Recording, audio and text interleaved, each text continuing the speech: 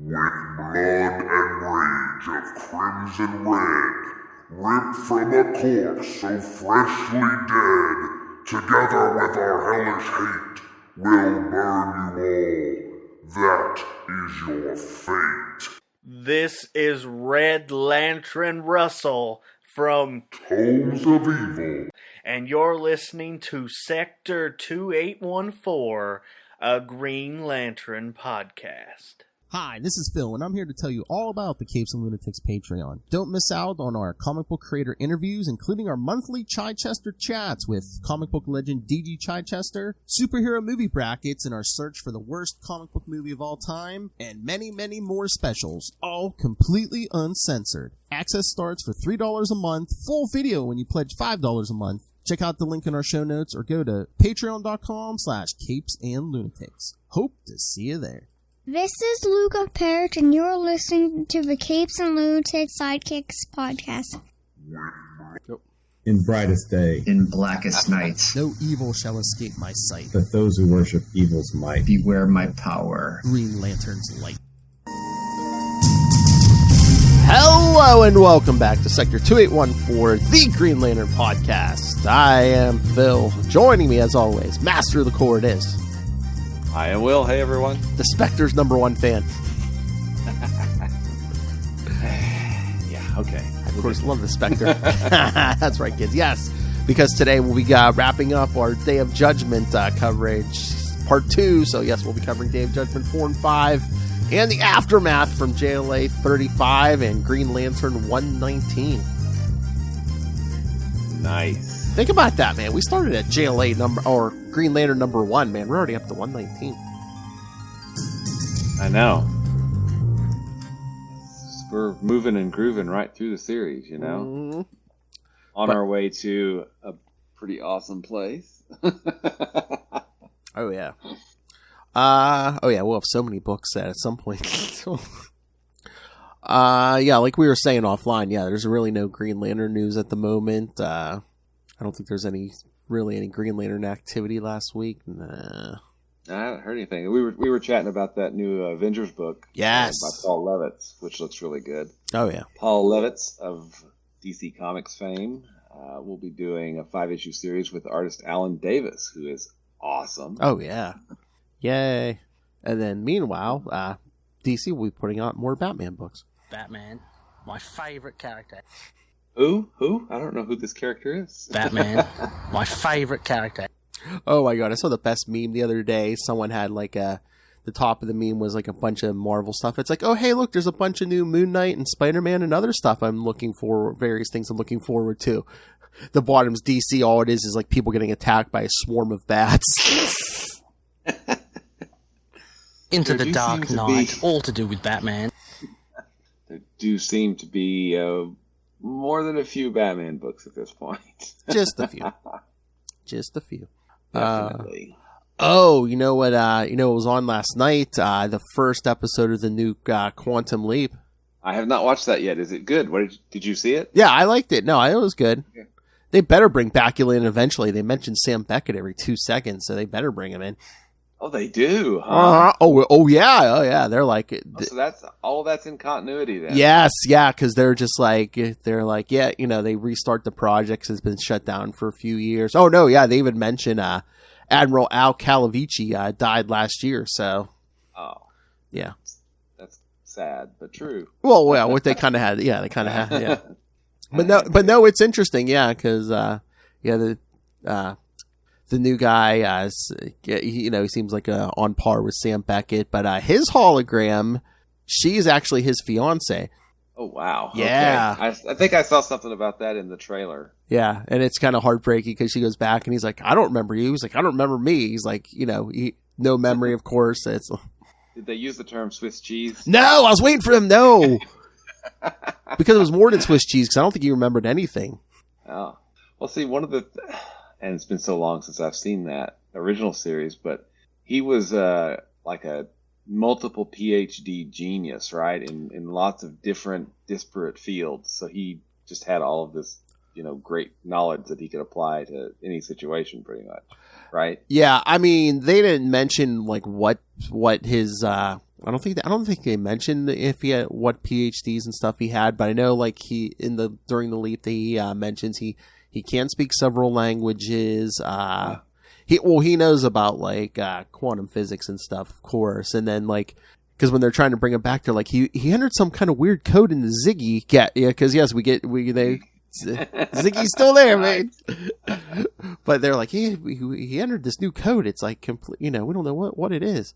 Nice. Okay, well, I'm gonna have to put that on the list. I'll have to watch that. Yes, the only loophole I saw. I mean, if it did happen, they didn't mention it. But I'm like, once he leaped, I was like, they didn't mention about anybody in the waiting room. They didn't mention a waiting room or anything. I'm like, wait a minute, did they get that? Did they get the guy he leaped into? Because don't they swap places? Yeah, that's usually what it was. Yeah. Maybe they'll get into that the next episode or something. But yes. Okay, question for you. Should I put the original Quantum Leap on the list and watch it before tackling this? I mean, you can. You don't have to. I mean, again, like I said, they mentioned Sam Beckett and stuff. So, I mean, if you wanted to do a review, but it's like, you really don't have to. I'll see what Stace wants to do because we are kind of looking. Harley Quinn has ended. Oh, did you see? I guess Andor starts tomorrow. Oh, okay. I think they're dropping like the first 3 or 4 episodes. I think so. I think I remember seeing that. Yeah, that'll be something we definitely watch. Yeah. So I was looking. I think it's like did it say like 12 episodes? So they're dropping they might be dropping like a third of it already. Tomorrow. Wow. She-Hulk is like 9 or 10 episodes. Nine episodes. 9. Yeah. Okay. Which again, but they're only like 30-some minute episodes. It's like, I know. It looks like Andor is going to be 12 episodes, and it looks like they're dropping the first 4 tomorrow. Wow, you're right. Or no, first 3. I'm sorry. First 3. Oh, so a quarter of them. Yeah. Cool. Nice. So yeah. Very nice. I would assume they're probably like 30-some minute episodes, maybe 2 or 30 or 40, but yeah. So you have your watching for at least tomorrow. That's right, absolutely. But cool. But yeah, watch the Quantum Leap. I mean, if you don't, I would assume they have it on their website. Yeah, on demand something. Too. Yeah. I mean, but we've got so many freaking services at this point that whatever. It'll be on one of them. It's got to be on one of them. Because that's the typical network TV hour, but with commercials. So 45 minutes, 44 minutes, yeah. Something like that, yeah. Cool. So anything else going on with you, man? All good?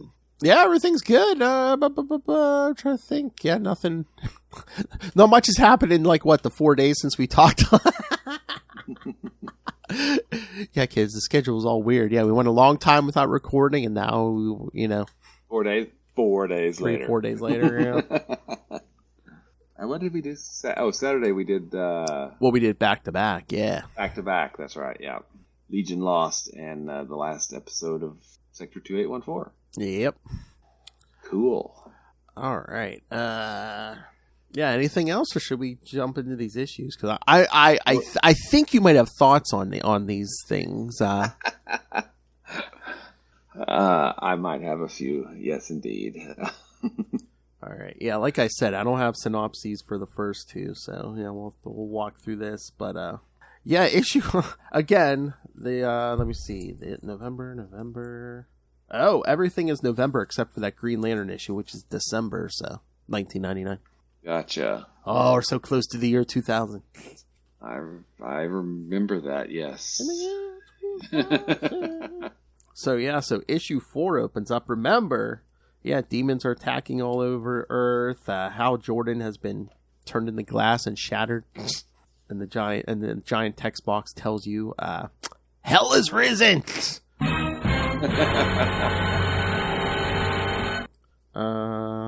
But yeah, it's of course writer Jeff Johns, Matt Smith pencils, Christopher Jones breakdowns, Steve Mitchell inks, James Sinclair colors.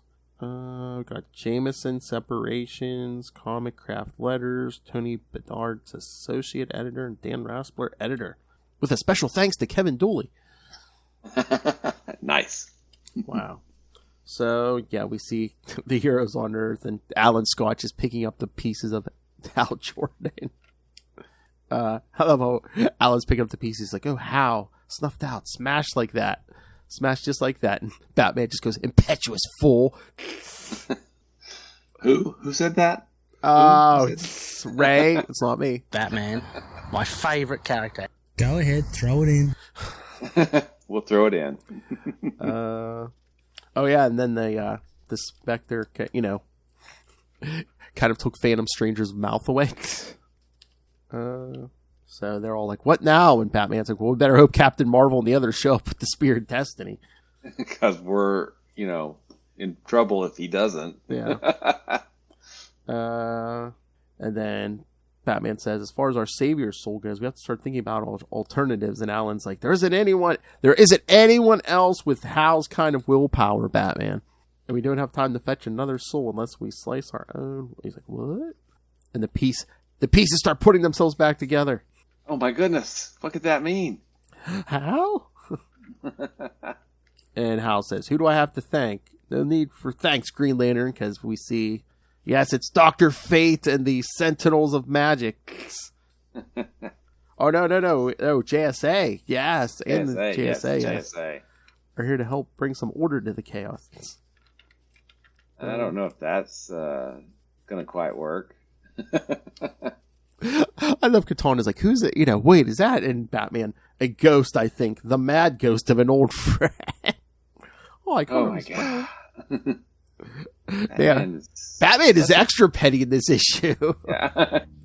The Earth is, hell's about to destroy the entire planet. He's still like, oh, that damn Hal Jordan. He just won't let it go. He's just on and on. Damn you, Hal Jordan. And then, the Spectre starts sending in giant bugs, and Hal shoots them down with some ring construct fighters. Yeah. Except he's not got enough power. He needs more power. More power. So he's like, I can't do it alone. And Alan's like, no one ever said you had to do it alone, Hal. Oh, God. And the Ragman, it's like, Hal Jordan, my regs call out to you. You too are a soul in dire need of redemption. Yeah, so the magic users, thanks to Dr. Occult. Yeah, power up, Hal. Yeah. I love Alan. Think you can handle it? No, I can't. But we can, as he conjures up. Yeah, and this is where things start getting goofy for me. Yeah. Are those really their souls, or that's what I'm wondering? Because Kilowog was giving them the business. So yeah, that's what I was going to say. Are those really like they're like the souls of the dead lanterns and stuff? But I don't feel like it was. I thought it was just him conjuring constructs and then making them talk back to him. I guess. I don't know. I don't know. It was weird. It was very weird. And then when you think about it, it gets even weirder because some of them aren't dead. As we'll find out after Rebirth, aren't dead, right? Isn't Salak alive or something? Yeah, Salak's. Well, and at this point, Kilowog is still dead, but he'll come back. Yeah, soon. He kind of gets like reincarnated or something. Yeah. Who else was there? Was Arisia there? I don't see Arisia. There's either. I don't know if that's Tomar Ray or Tomar 2, but yeah, they're there. Kilowog. I guess that's supposed to be Katmatui. Okay, well, they did kind of choose ones that were mostly dead or be considered to be still dead at the time. I mean, Abin Sur is standing there next to Hal. We know he's dead. Yeah, well, for now, sure he is, at least for now. Who would they bring back first, Katmatui or Abin Sur? Neither. I can see them bringing back. They can bring back Cap, but come on, it's been like 35 years or something. Come on. Yeah, it's been a long time. Late 80s. Mm-hmm. Well, and we got to see Abin Sur during Hal Jordan and the Green Lantern Corps, I think, when Hal went into the Emerald thing or whatever, when he was turned into willpower or something. Oh, he stole your name. Yeah. I don't know. I really think I'm annoyed that they apparently killed Arisia, right? Yeah.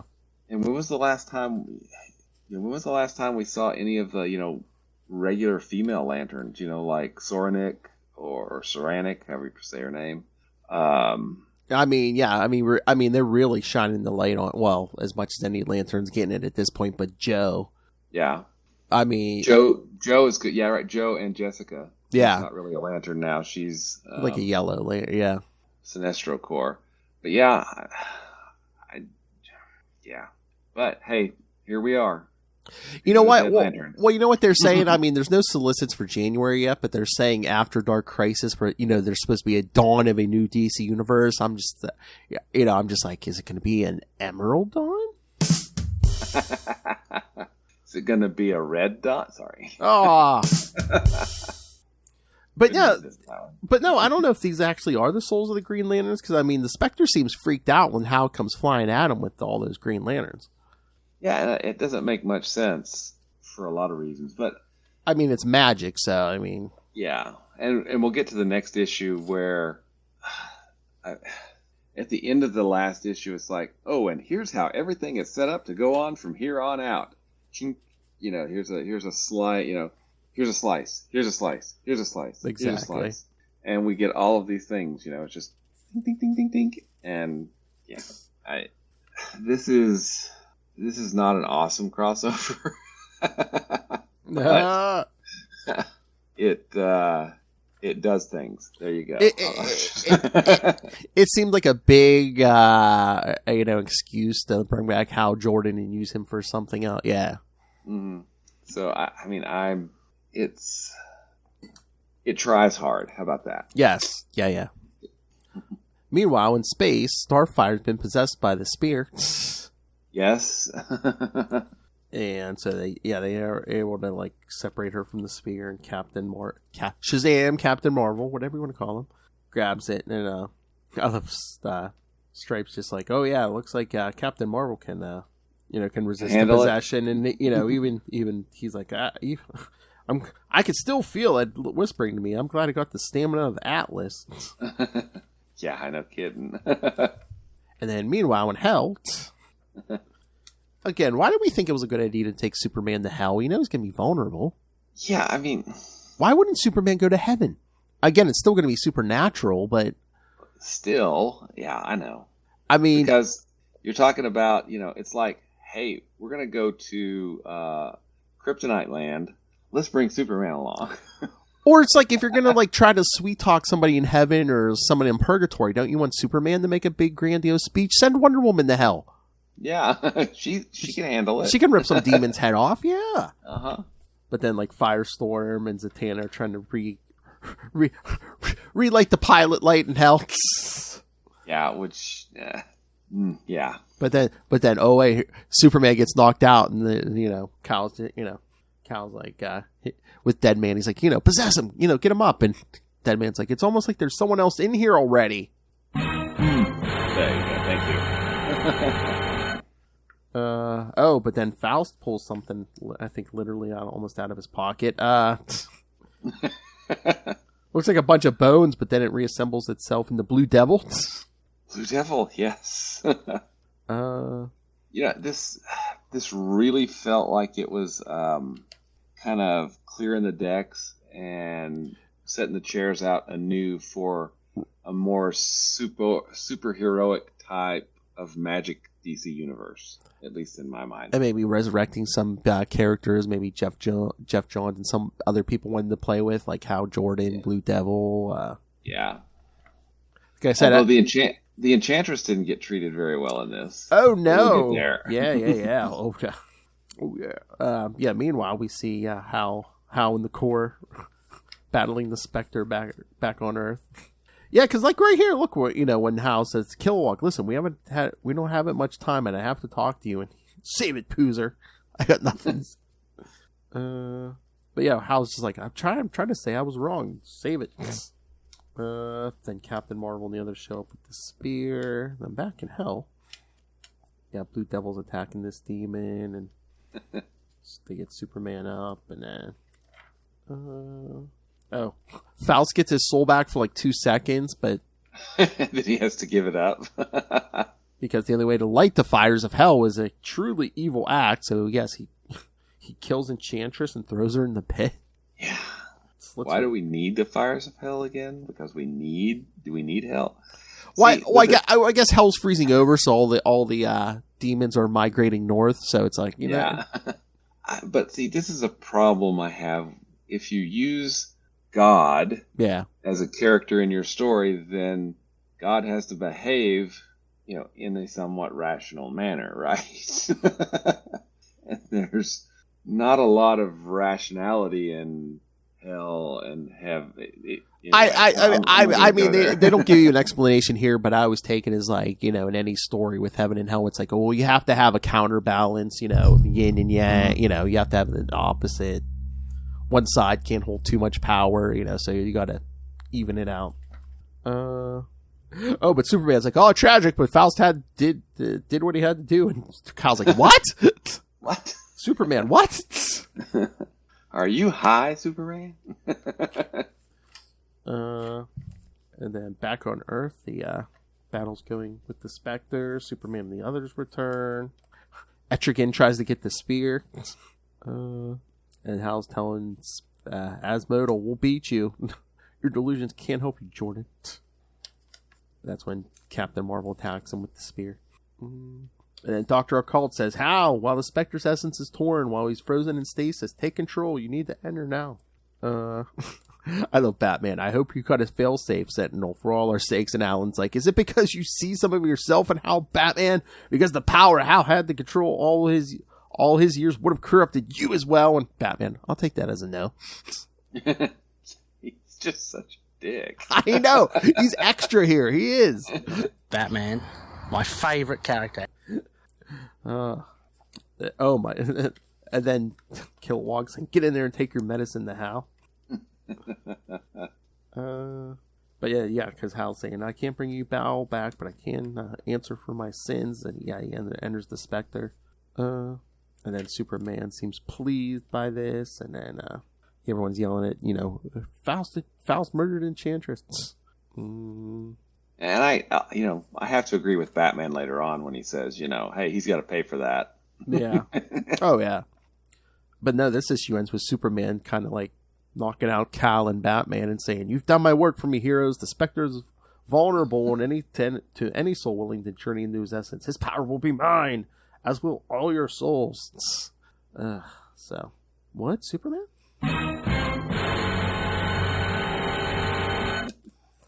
Wait, I don't think it's Superman. I don't know.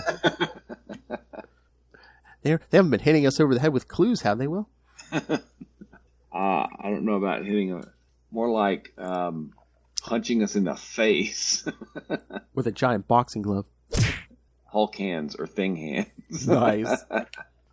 All right, thoughts on this one, or do you want to jump to 5? Yeah, let's go ahead and jump into 5. All right. We'll talk about it when it's done. and the cover kind of spoiling the ending. What? I don't know what you're talking about, Phil. So yeah, we see Hal inside the Spectre, basically talking, I took an oath. I made a promise to the universe and myself to protect the galaxy from evil, and I did it well for a while until I crossed the line. Now I'm off to protect this universe, the inner being of the Spectre, and though I've been to the darkest regions of space, I've never felt so cold. So yeah, basically Hal and Asmodee are wrestling inside the Spectre. Meanwhile, outside, everyone's like, what's wrong with Superman? And then Superman basically, throws up the being possessing him, Neuron. I love, too pure to contain me, Kryptonian? So Firestorm tries to attack him, nothing. Then the Sentinels of Magic are like, no, let's get him. Guess everyone's attacking Neuron, it's not working. He grabs the Spear of Destiny. So now it's a three-way fight inside the Spectre. Yeah. I did like one little line that was like, I don't know if Asmodee's a parasite or if the Spectre's a parasite, Exactly. But no, basically, I guess the Spectre itself, looking like a skeleton, is basically asking all of them, why do you want this power? Why do you seek vengeance? Why should I accept any of you? And of course, Asmodee's basically just like, and Neuron are basically like, oh no, power, we'll rule, blah, blah, blah, blah, blah. And Hal's just like, I was a hero. He's like, I don't want it, man. Well, he goes, I was a hero. I've given my life to save others. Criminals need. And he's like, no. He's like, I can't do this. God forgive me. I am a murderer. I caused pain for everyone I've ever loved. Vengeance isn't mine, it's theirs. I don't deserve power. I deserve punishment. And it says, you believe you deserve punishment? Then face your penance. And Hal says, no, I don't deserve this. That's where you're wrong, mortal fool. This is exactly what you deserve. Okay. So, again, Hal killed Kilowog. Yes. Only. For sure. That's it. I mean, at this point... Could you say Guardian? The Guardians? I don't know. Did he kill the Guardians, or did he absorb them, or was that... I mean, even if he sucked the power dry, didn't it seem to, like, dry that, basically... I don't know. Anyway, I just feel like, Batman calling him a murdering lunatic goes a little bit far, because, maybe he killed one dude. Which is not cool, but he's not a psychopath like... Oh, wait, did he kill anyone during Zero Hour? Did he kill Extant?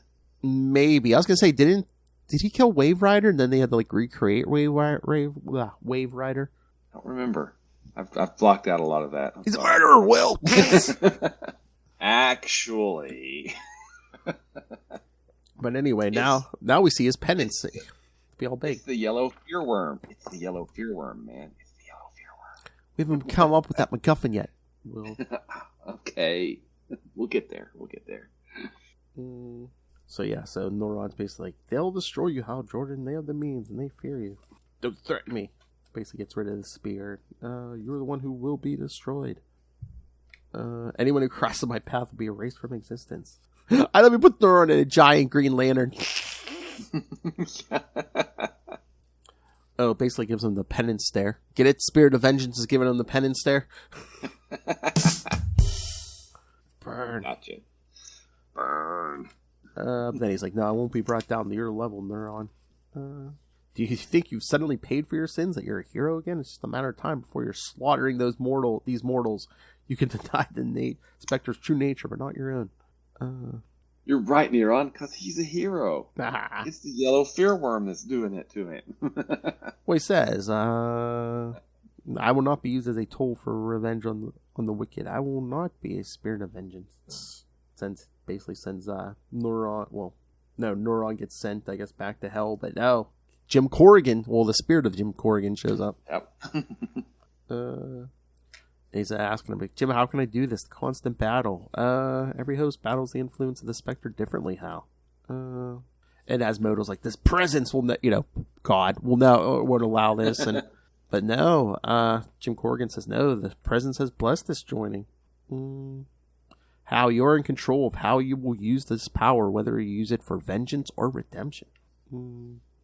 Oh, but Jim Corrigan says he has to go make one more stop in Purgatory. The souls that helped you have earned an appeal in the Shining City. Yes, it's a burning topic. We need to get Peacemaker into heaven. Yeah, exactly. How many bodies are on his tab? And Sargon the Sorcerer and Vigilante. Rick Flag, yeah. So yeah, Hal and Alan and Cal are like, good work, Hal. Batman's like, get him! No. Well, I love what Hal's flying off. He says, with this power, I can finally do something I've wanted to do for a long time. And Cal's like, uh-oh. But no, he basically just repairs New York City. New York City. What if he repairs the rest of the world, too? Because they were talking... Oh, maybe, yeah. Like Moscow and South of Africa, and there were some other places around the world that they were showing. They're all like, everything's back to normal. And Batman, everything's changed. It's Superman. Looks like our troubles are over for the time being, Batman and Batman. Our troubles are just beginning. Man, he's just such a contrarian. I know. But yeah, they're talking about Enchantress and, Phantom Stranger, and everyone's just like, oh no, Enchantress, was not the forfeiture of Faust's soul enough? Batman, was not the Enchantress an unclean spirit to begin with? Batman, like father, like son, perhaps that's good enough for you, stranger, but he's like, this matter is far from settled. But then we see Neuron in hell, and I guess he's not top dog anymore. Yeah, he's a rhymer now, like Etrigan, which we finally find out. Yeah, Etrigan did all this for status. Oh, then Zatanna goes back to that bar from issue 1. I guess she's going out with the bartender. Yeah, then like you were saying, we get an update on all those the Sentinels of Magic. Yeah, I was just like, oh my god, this really is... And then this person lived happily ever after, and then this person did this, and then this person did this, and this person did this, and I'm like, ah. A dead man possesses the guy to eat a hot dog. Exactly. But then it's like, oh, the story of Hal Jordan is far from over. Yes, indeed. And then it's just like, oh, there's a new prison in heaven to hold Asmodal. Wait a minute. We should be worried about this, shouldn't we? Well, they ask a question, and Phantom Stranger's like, for the first time, I don't know. All right, so what did you think of this mini-series, Will, before we get to the other 2 issues? I thought the art was good. I mean, it kind of fit with the whole, lots of hell and demon and stuff. The basic premise of the story is good, but it just screamed, hey, look, we're making all these changes to... And plus, it was doing something that I thought probably shouldn't have ever been done, which was make Hal the Spectre. Now, and we'll talk about friend of the show in a second. I actually enjoyed... Two friends of the show. Yeah, I enjoyed the series that I read about half of it. Oh, yeah. And it was just really good, but that had everything to do with that writer and that artist and the artist that he was working with on that being so good, because I still don't like the concept of Hal as the Spectre. Yeah. It just doesn't, I feel like it doesn't work for me on so many levels. And I feel like while that was kind of the main impetus of this, it was also a way for them to, like I said before, clear the deck and reshuffle the magic heroes of the DC universe into, different teams and different, give them all kind of a new status quo, because, for the most part, Hal as the Spectre is a new status quo. There's a new status quo for the magic characters, but for pretty much everybody else, it's like, this is just another Tuesday, right? Mm-hmm. I mean, it screams 90s crossover. I mean, it just does. Got to squeeze one last one in. Yeah, this is the last one of the 90s. I mean, it's not bad. It's just kind of, okay. There's some... And is it just me, or is this just like... For a thing that's like, heaven and hell and demons are attacking Earth. I mean, for some reason, is it just me, or did this event seem smaller than other events? It did seem small, and when you bring in God or the presence or the source, yeah, and I really don't like. I think that limits you when you start, making those things familiar, right? Yeah. But that's just, and maybe this, intellectually I understand how important Jack Kirby is, but my first exposure to his work is, I've come to appreciate his work. Oh, I understand how important he is, but maybe because I think my first exposure was like Super Friends, or maybe even some of the Fourth World stuff, which, later Fourth World stuff. Yeah. And it just definitely did not resonate with me. Yeah, no, I mean, I get it. I mean, I appreciate everything Jack Kirby did for the business and everything, and the characters he helped create and stuff. But yeah, I mean, he's never been my favorite, Like I said, until before that Mr. Miracle thing by Tom King, I really didn't care about, the new gods or Eternals on the other side. Yeah. Yeah. 1 second. Otis is barking. I'm going to mute. Okay. But yeah, I don't know what it is, kids. It's just, that event seemed much smaller to me. And yeah, for a all-out war with like hell and stuff, yeah, it shouldn't seem this small. Especially, we're going to alter Hal Jordan and... Yeah, and it seemed to happen like really fast too. Suddenly, hey, Neuron took over Superman. Okay. Boom, we kicked that one over. It's fixed. It's not happening anymore now. It almost seems like a plot device where it's like, oh, how are we going to get Neuron to Earth? I know. He could body jack Superman. He's vulnerable to magic. Yeah. Yeah, that sounds cool. Let's do that. But then let's not actually do anything with it. Let's just get him that. I mean, it was like, hey, this happens and this happens and this happens. There didn't seem to be a lot of drama. Again, right? I think it was a lot of, okay, at the end of this thing, we want Hal Jordan to be the Spectre. How are we going to do that? And then people just filled in the in between. Mm-hmm. I mean, again, it's not bad. No. It's just... like I said, it seems small to me. It seems like... Mm-hmm. It doesn't seem like a grand event. It almost seems like this could have taken place in the Green Lantern book, or maybe a crossover between Green Lantern, Justice League, Justice Society, you know. Yeah. You're right. For a 5-issue series plus crossovers, which we'll get to in a minute. Yeah. It doesn't seem like a lot happens. Yeah. Right? And I think maybe, and I don't know, as I was thinking about this right now, because it jumps around so much. It's almost like, hey, we're going to talk about this. We're going to talk about that. We're moving to all these different places, and we just get little snippets that don't really move things. I mean, they barely move things forward a little bit. I mean, I don't know. It feels maybe off on the pacing or something. I mean, I don't know. It didn't gel completely for some reason. That might be the thing in the pacing with the whole Superman thing, where it's just like, we got to have Neuron up on Earth by the end of number 4. So I know, stick him in Superman. We'll put him in Superman in the middle of number 4. Okay. Yeah, no mention until just like, in the middle of 4. And then it didn't, and then it's taken care of. It's just like, boom, boom. Okay, cool. We can go with that.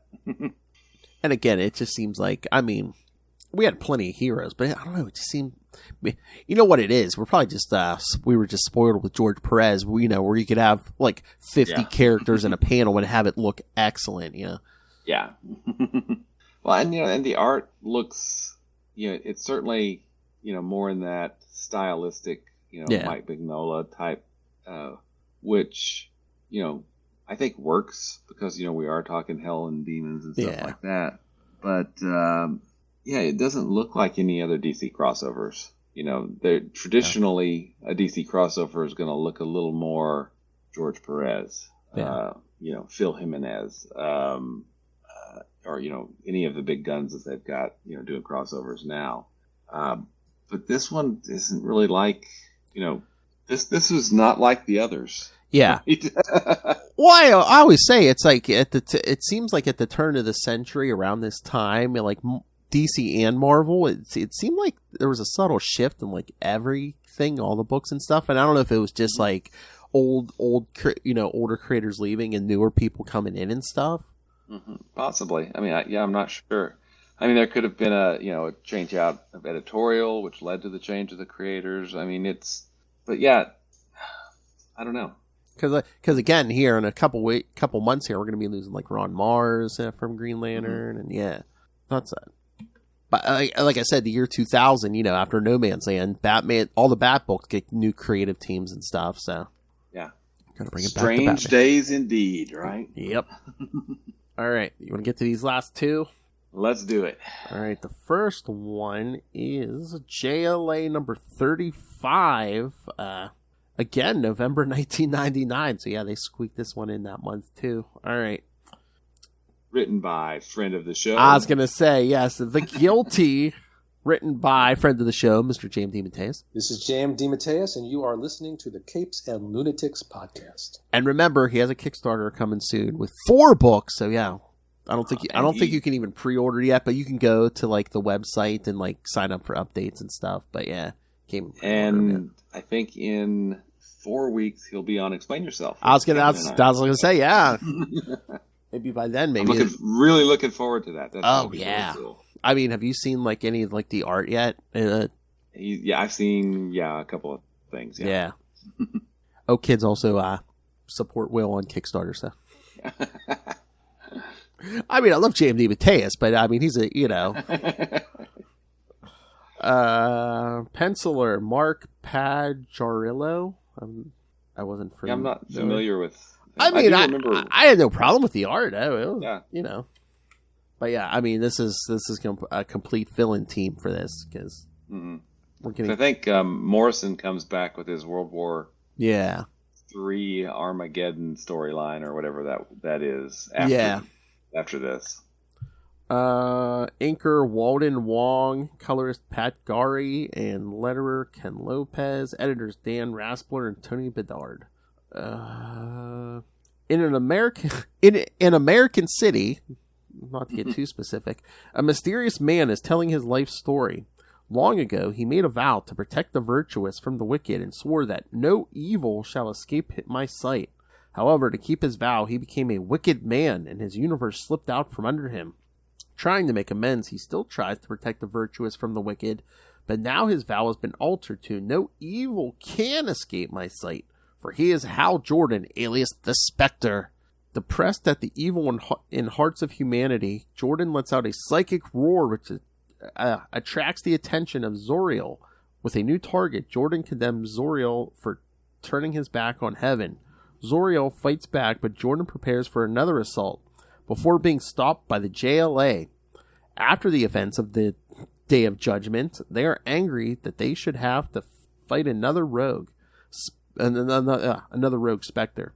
Spectre prepares to attack them again, but suddenly faints. As the JLA moves to save him, they are puzzled. The man who emerges from the Spectre does not appear to be Hal Jordan. Sometime later, Hal Jordan wakes up in the JLA watchtower on the moon. The JLA are demanding his real name, but he begins to understand, and Zoriel confirms it. The magic of the Spectre is affecting their senses. Everyone sees a man in front of them, but none of them recognize him as Hal Jordan, because this is contrary to God's plan for the Spectre's mission. Zoriel is able to lift the effect, but it is temporary. As soon as Jordan leaves the watchtower, they will only remember the Spectre. No credit. Doesn't get any of the credit. They'll give him all the credit for Emerald Twilight, but they won't give him any of the credit for anything the Spectre does. Yeah, that's how many times does Hal have to say Batman's behind before he's, like, okay, maybe you're all right now. Are you saying he's paranoid? Batman, my favorite character. Perhaps. Of course, Superman tries to inspire Jordan, but as far as Batman is concerned, Hal is not worthy anymore. He claims that redemption's a pretty selfish pursuit when it comes down to it. At this, Jordan takes over the persona of the Spectre, summoning demonic representations of jealousy and rage. When the JLA tries to get him to cheer up, he shows their origin. The demons are from the souls of the Justice League. The Spectre believes that since all souls are potentially evil, anyone is a potential target for the Spectre. When Superman objects, the Spectre shows him his darkest shame, the deaths of General Zod and his pocket universe Kryptonians. Superman would not have done that. Don't tell John Byrne. Don't tell John Byrne. Burn.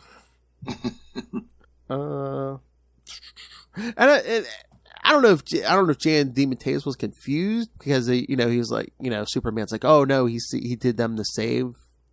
I'm assuming he means the regular DC universe, because in that pocket universe they destroyed that Earth, all those Kryptonian criminals. So, and Zod basically just got in Superman's face and was like, oh hey, we'll eventually find a way to get to your Earth and destroy that too. So that's why Superman killed them supposedly. Yeah, and hey. But it left that world vacant for them to bring into Legion, yes. Legion of Superheroes, which we read about during Unlimited Justice a while back. Right? That's right. Go scroll down, kids. But yeah, no, I'm pretty sure it's been wiped from continuity. Yeah, I think so. I think so too. Well, it depends on which continuity. I'm trying to remember. I think it was it might have even been by the mid 2000s, because I think there was some kind of issue where Superman wakes up at the end of the Lois. He's like, do you remember me killing anybody? Oh, okay. Yeah. Was this Infinite Crisis maybe? It might have been around there, so yeah. Okay. Oh wait, Superboy punching. Oh, maybe, yeah. Let's see, where was I at? Anytime anything goes wrong in my life, I just blame it on Superboy punching, the universe. Oh, nice. As he looks down over Superman, suicidal after the murder of the 3 Kryptonians, he wonders whether he should grant the earlier Superman's wish. Batman cites necessity, and the Spectre turns on him. He has dealt with the guilt of surviving where his parents died by becoming a rage-fueled vigilante. Yeah, buddy. And while he has never taken a life, those around him have died, and the Spectre knows how dire the temptation is for Batman to kill men like Two-Face and the Joker. Who? Who do you say, Phil? The Joker. Oh, we'll get there. At this, Green Lantern objects to such treatment. The Spectre responds that vigilantism is inherently criminal, placing one's whims above the law, and the headquarters they have built speaks to him of striving to outdo God. The Spectre believes this, but Hal Jordan does not, and there is Hal Jordan's current predicament. Zuriel believes that the presence will guide Jordan, causing both Jordan and the Spectre to go berserk. How can Zuriel make such a claim when he turned his back on his creator to stand on imperfect earth that will corrupt his immortal soul even further?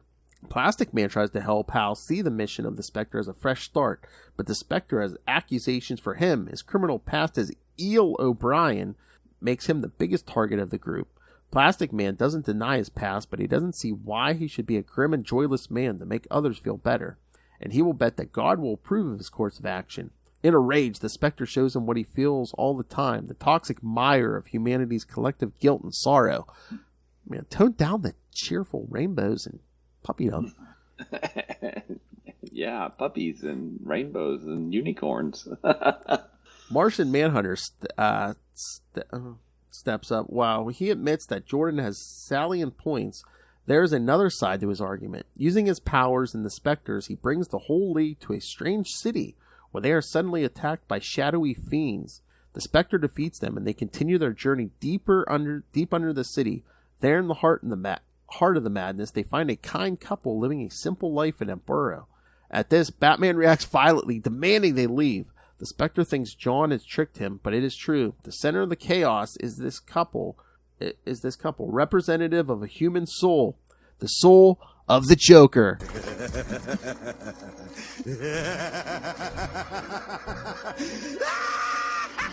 I love when they pan out to the Joker. He's like, man, what did I eat? Yeah, was it that tongue sandwich or something? I knew I should have poured one if I cut it out of that guy. Yeah. Tongue sandwich. Is that a sentient tongue? Returning from this mental journey, they snap back to the watchtower. Jean points out that if evil is in every heart, then some amount of good must be also. Furthermore, he thinks Hal is projecting his own guilt onto the world. Hal admits that the confidence of his friends in his abilities is all the help he needs, and he leaves the watchtower, taking with him any memory the JLA had of his identity. As he looks down on the earth, he prays that he will equal to the task ahead. Thoughts? It's a good issue. I mean, but again, I just don't like Hal as the Spectre. I really don't. I know. But I mean, I think that was an interesting idea. Hey, let's go look at the Joker. Which was definitely not what I was expecting when I originally read this all those years ago. So yeah, it's a good issue, and I think it's well done. Do you think maybe was the Spectre maybe the first glimmers of a plan Jeff Johns had? Maybe it's like, oh yeah, we're going to put Hal through penance for the next couple years and then eventually bring him back as Green Lantern? I don't know. I feel like this is too far. I mean, this is still 6 years out from Rebirth, right? Which is an eternity in comic publishing, right? I don't feel like the return, and I don't know this, but I would think that probably there weren't stirrings of it or plans for it pre-2003. Yeah, maybe it started in 2004, and that's just a guess on my part. But I don't think DC works that far ahead. Now this might be the beginning of John's wanting to do something with the character. Or maybe he just wanted to make the Spectre a big thing. And it's like, oh, what big name can I bond to the Spectre? Yeah. Well, and this feels kind of like a Band-Aid to me. I mean, because you have this great, and it really was a great series, the Spectre series by John Ostrander and Tom Mandrake. Kids, if you haven't read it, go read it, okay?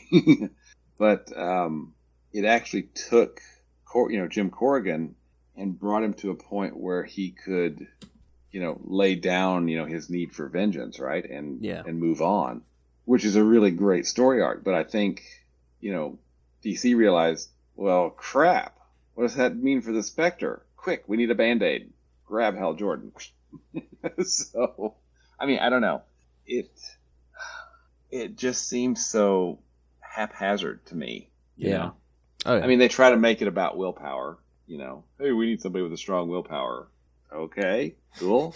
I guess. But because so much of the character of Hal Jordan has so little to do with, redemption and all of this, maudlin, and he's so whiny still. He's still so whiny. Mm-hmm. So, I don't know. Anyway, it was a very well done issue. It's just, I never really liked Hal as the Spectre. I have a bias. Well, not to rub it in, but do you want to talk the last issue of Hal as the Spectre for this week? All right. So Green Lantern 119 from December 1999. Oh, that means next week will probably be January 2000. Woohoo! Y2K. Woo. All right. So yes, Spectre of the past. Writer, friend of the show, Ron Mars. This is Ron Mars. You are listening to the Capes and Lunatics podcast. Penciler Daryl Banks, inker Cam Smith, colorist Rob Schwager, letterer Chris Iliopoulos, and your 5 editors, Kevin Dooley, Bob Schreck, Mike Carlin, Harvey Richards, and L.A. Williams. Wow. I know, just for this little issue. Yeah, this, before we get into it, did this feel like a kind of a fill-in to you? Kind of, sort of. I mean, again, it's the Green Lantern books where we just like, oh, hey, look at Hal's new status quo. You should, I bet you he's going to get a book soon. You should, You should go check it out. Have you been missing it? Have you been missing Hal? Oh. Maybe, do you think maybe that's what they were trying to do? They're trying to sell another book, but it's like, pandering to, guys like you. It's like, oh, hey, you miss Hal Jordan? Oh, it's going to be in a new book. It's not going to be Green Lantern, but Hal Jordan's going to be in a new book. Yeah. Probably. I mean, I don't know. It's, I just don't, I have never understood this decision, and 23 years on, I still don't understand it, but I'm not even sure I completely understand why I'm so annoyed by it. I don't know, or why it bothers me. And, I just come back to the fact that you have this hero, Hal Jordan, who was, basically the 60s, the early 60s idea of, what a hero should look like, and not just any hero, a science fiction hero, right? And then stuff happens in the 70s and the 80s. But at that core, that's what that character is about, right? And then you bolt on all of these things that are not even close. The Spectre and heaven and hell and redemption and vengeance and ghosts and goblins and things that go bump in the night, right? How do you like that? I've kind of picked that to the right end there, right? And it just, for me, it never worked. Yeah. And now, maybe it worked for some people. And hey, if it did, awesome. I'm happy. But for me, it just never did. It's all been downhill. It was all poisoned since oregano. Yeah. I was going to bring that up, and I'm like, no, I'm not going to do that. Good catch, man. Good catch. All right. So, remember, we also have girl troubles. Cal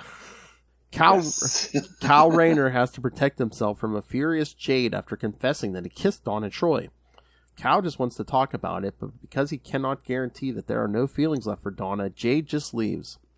Later, Cal talks about his girl issues with his landlord, Radu Stanchu, when suddenly Hal Jordan enters the coffee shop. He just appears. Yeah. Hal wants to show Cal that he is no longer the same person now that the Spectre entity is part of him. Hal transports Cal and himself to Ferris aircraft where they walk around normally because nobody is able to actually see them.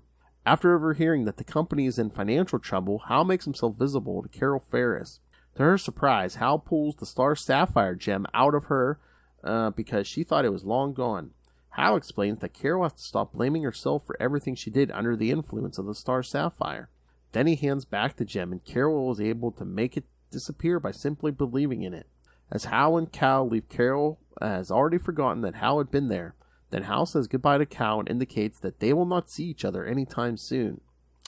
And setting up another cliffhanger for next week, meanwhile, a sniper is observing Radu.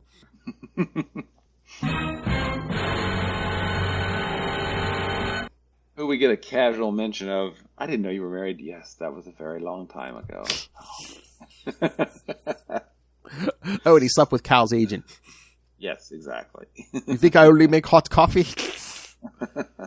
Yeah, this one really did feel like kind of a fill-in issue. Yeah. I mean, dealing with the Star Sapphire, that kind of came out of left field, it feels like. But, I mean, was it the Star Sapphire? Was it the Predator? Because wasn't she possessed by the Predator at one point? Which was the Predator is the entity that is inside the Star Sapphire. It's the love entity. Or it was like the male half, or I don't know. I don't remember. We're gonna have to. Because was that actually the Star Sapphire, or was that just Hal saying, "Yeah, you got this is your guilt. You got to get rid of this." I don't know. Here's the representation of your guilt. Get rid of it. Hal Jordan, the Spectre, the spirit of being very vague. The spirit of vagueness. Yes. But no, I mean, again, of course, always the Daryl Banks art is great. Mm-hmm. Well, and this basically comes back to the murder of Kat Matui and the torture of Jon Stewart, right? I know. Hal's like, yeah, that's all forgiven. Just let that go. Yeah, just let that go. It's all right. It's all good. It's all good. We don't mention that. We don't mention Action Comics 601. No. We don't mention Action Comics. We don't talk about Action Comics Weekly. We might sing about it shortly, but we don't talk about it. That's what I'm saying. Why didn't John put that right? Yeah, I mean... He was able to reform Hal's original ring. Why can't... Well, we don't know. But we don't know what else he's done at this point because we haven't seen... We haven't had any updates in the last 6 months. Yeah, I know. Yeah, and I thought it was weird, speaking of John, that Katma was not in the Dark Crisis issue. Yes. That's kind of strange. Are we just gonna forget about that marriage? I mean, again, a lot of Marvel and DC comics, they look for subtle ways to get rid of marriages, and it's like, oh, she's dead. So even if she does come back, or they're probably gonna watch them not be together or something. And I don't know. I didn't ever since I learned of that death, because I wasn't reading Action Comics Weekly at the time. Yeah, I mean, I guess I learned. I guess they went over it in like The Road Back, maybe. I don't remember those first 8 issues very well, but I mean, I think they mentioned it. They've mentioned it a few places. Yeah. Cause like even when we did those issues with the Predator and Carol and everything, they've mentioned it there. I mean, they mentioned it. They used to mention it all the time. But it just seems like such a waste because it was kind of just done for shock value, right? Oh yeah, I mean, it wasn't even like in like a heroic battle or anything. Yeah, she basically again another female getting killed in the kitchen. Exactly. Yeah, Green Lantern, no less. I mean, everyone yells at Mars and stuff for the fridging. I'm like, well, who wrote that Action Comics issue? They did it first. Yeah, I don't know, but he's still in shock, kids. The spirit of vagueness has me. Sorry. I don't know. Don't worry, we won't get we won't see too much sacrilege of Hal Jordan. Just the Spectre series, which you said is good. It's really good, and this is coming from someone who does not want to like it because I don't like Hal as a Spectre, but J.M. DeMatteis and his artistic collaborators on that series. I mean, it's beautiful, and it's just the story is so good.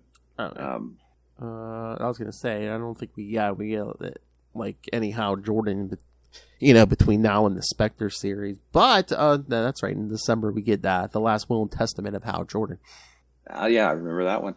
Now, before Rebirth, isn't there like a crossover with the Spectre and JSA?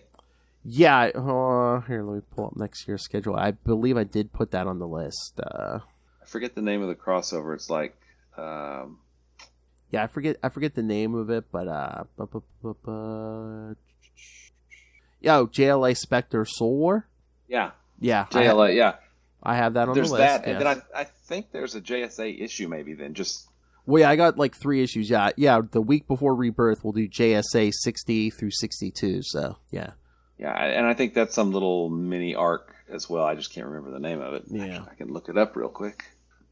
But yeah, that JSA will be the week before Rebirth. So I'm sure at the end of that episode, you'll be very happy. Nice. Let's see, JSA. There we go. What numbers were they? 60 through 62. 4 issues. Okay. 3. 60, 61, 62. 62. Yeah, I wish I could count today. All right. 60. No, there's no arc listed. It's just, although in 62 there's a big giant, Spectre eating the JSA. That's that's cool. That's cool. Yeah.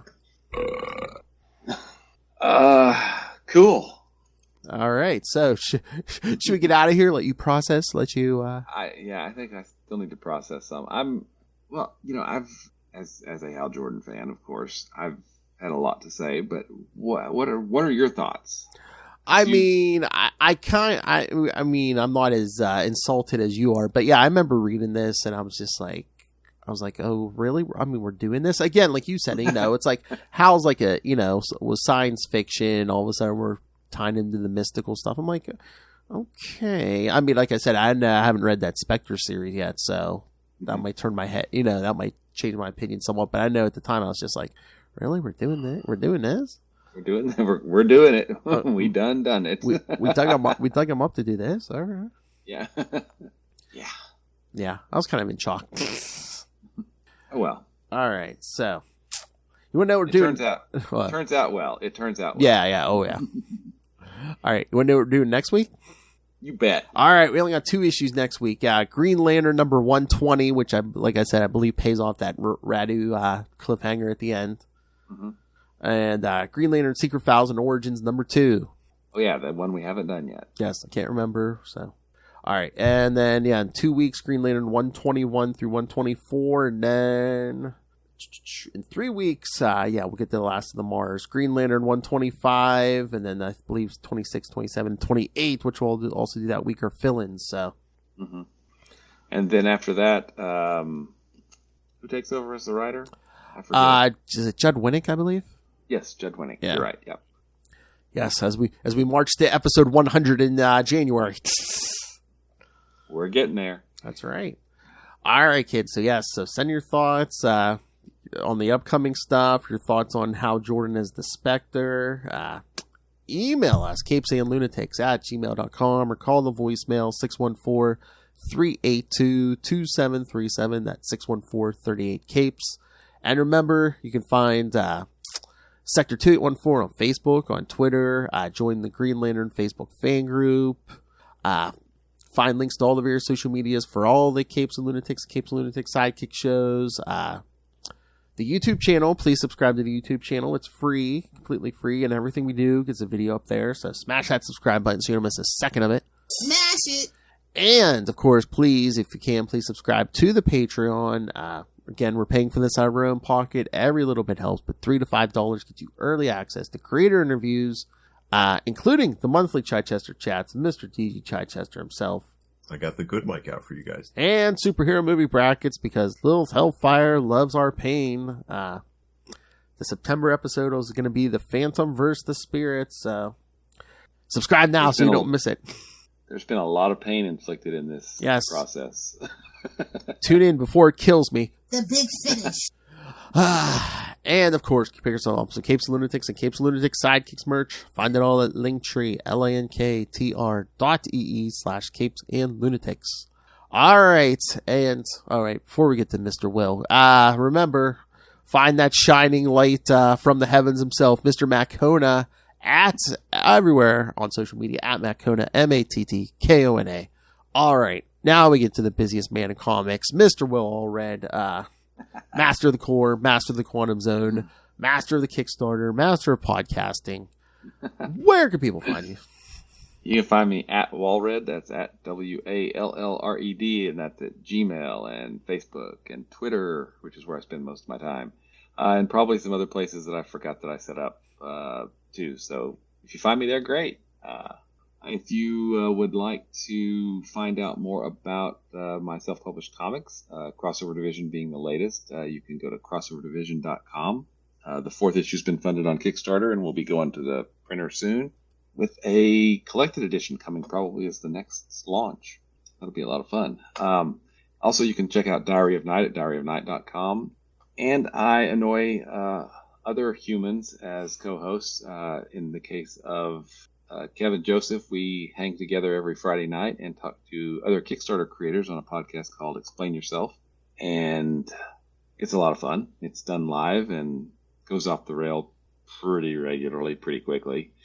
And finally, if you want to find out more about Quasar, because who doesn't, you can always go to the Quantum Zone at quantumzone.org. The presence has blessed all of these things. I am God. They aren't even attempting to enter our orifices. I hope it's going somewhere nice. So much. What? They aren't even attempting to enter our orifices. That is an actual line from a comic. I see you, Tom DeFalco. Star Blast. That's Star Blast. And it's been a rough week comic-wise for you, Will, so I'll give you this. He gives me his bone. See you later, bunkies. All right. Oh, and remember, kids, yes, go subscribe to Explain Yourself, because, yes, coming soon on that show, JMD Mateus. Yes, that's going to be a fun... Every discussion is fun, but I'm really looking forward to that one, too. Especially since he has, multiple books coming. Yes. Yeah. All right. Thank you for joining us. Next week, we'll be back to normal with Cal just trying to stop Radu from being murdered. As he does, yeah. Sniper, that's all. Okay. Bullets, I went to hell.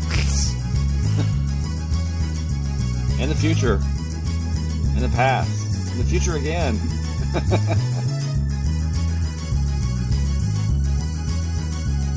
I contained a supernova. All right, kids. Come back next time. And remember... Remember what? Who's the Spectre? I don't know. Good night. I don't know. Hi, I'm Russell. And I'm Justin. And we're from the... Hold up. Listen up, you nerds. Tired of being a little goody two-shoes? Had enough of always talking about acts of courage and heroism? Well, you have come to the right place, I guess. Tomes of Evil is the comic book supervillain podcast, where every month we do a deep dive on a different comic book supervillain, as well as multiple sub-series on some of the most iconic foes of all time, including Darkseid, Doctor Doom, Scarecrow, and... Named Hobgoblin, and you're right on time for your funeral. I better be getting paid for this. So what are you guys waiting for? Bring on the bad guys. Tomes of Evil, a comic book villain podcast.